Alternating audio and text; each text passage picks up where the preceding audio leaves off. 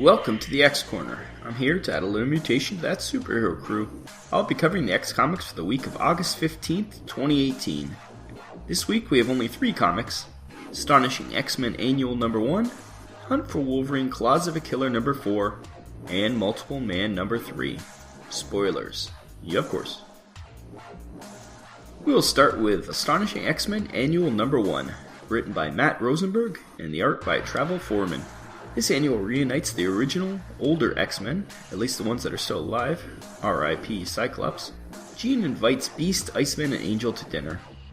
At first it seems like it's for a nostalgia trip, but Jean soon turns dour as she says that their lives turned out terribly. Well, everyone except Bobby. X, the resurrected Professor X in Phantom X's body, shows up, much to everyone's surprise. He invites them to a place he's staying at, and they accept, if only to see what he's up to. The X-Men expected to be treated poorly as mutants there, but the townspeople are very nice. Too nice. Beast figures out that the town is famous for hating mutants, and even killed one back in the day. He goes off to investigate. When he doesn't show back up, Jean, Bobby, and Warren confront X. X explains about the alien named Lucifer, who originally paralyzed the professor back in the day. Lucifer takes people over, and it seems he's done this to this town. They find a gathering in a stadium and find Beast inside, brainwashed. They free Beast from Lucifer's control, but when they try to fight Lucifer, it hurts all the townspeople. X wants the X-Men to kill Lucifer, but Jean refuses. Lucifer is taking control of Iceman and Angel, which turns out to be a big mistake. Angel loses control and releases Archangel, who promptly decapitates Lucifer. All the townspeople are killed, and Jean accuses X of using them as assassins. He yells at her for having a pity party and tells them that they have 2 choices: help the world, or let it burn. When she retorts that they're expected to be miserable, but they get to save the world, X says that he'd hoped they would have found happiness in doing good. We then get a repeat of the dinner party between the 4 original X-Men, but none of them realize that this has happened before. So the creepiest psychic award officially goes to X. He continues his ways from Astonishing X-Men as someone not quite in touch with humanity. The fact that he was able to wipe the X-Men's minds, especially Jean's, and make them seem to be happier with their lives is super creepy. He wasn't wrong though. Jean was so hung up about what he supposedly did to the X-Men as children, she never considered that all the good they did. This was a much better annual than the X-Men Gold one for sure, and seems to have much more of a story and point. Next though.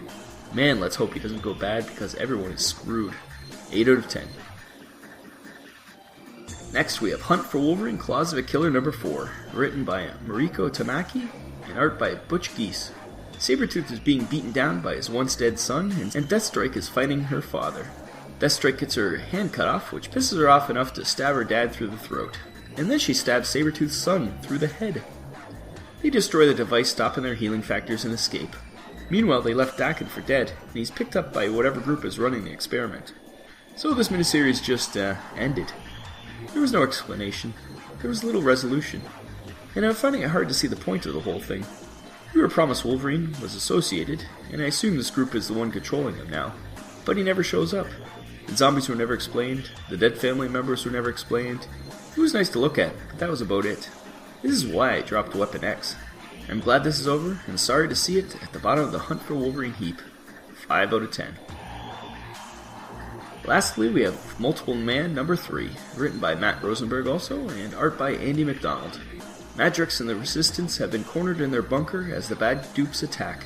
Jamie has a plan to send dupes into the future to recruit heroes to help. Some make it out, but Jamie is kidnapped, and Davy is seemingly shot in the head. That seems to be happening a lot this week. Jamie is taken by the evil Madrox Emperor.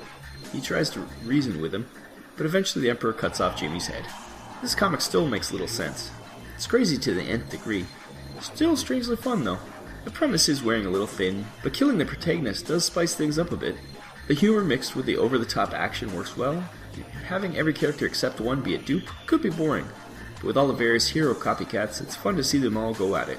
Not the best issue in the series, but still enjoyable. 7 out of 10. The big letdown this week was of course Claws of a Killer. Unlike some of the other Hunt for Wolverine minis, this one never recovered from that premise, and the writing wasn't strong enough to pull it out of that nosedive. The Astonishing X-Men Annual, while very disturbing, was good, and Multiple Man was mind-numbing but fun. I'm sure you're wondering where Extermination number 1 is, but that's getting its own special show. Stay tuned. We'll be back next week for some more fun.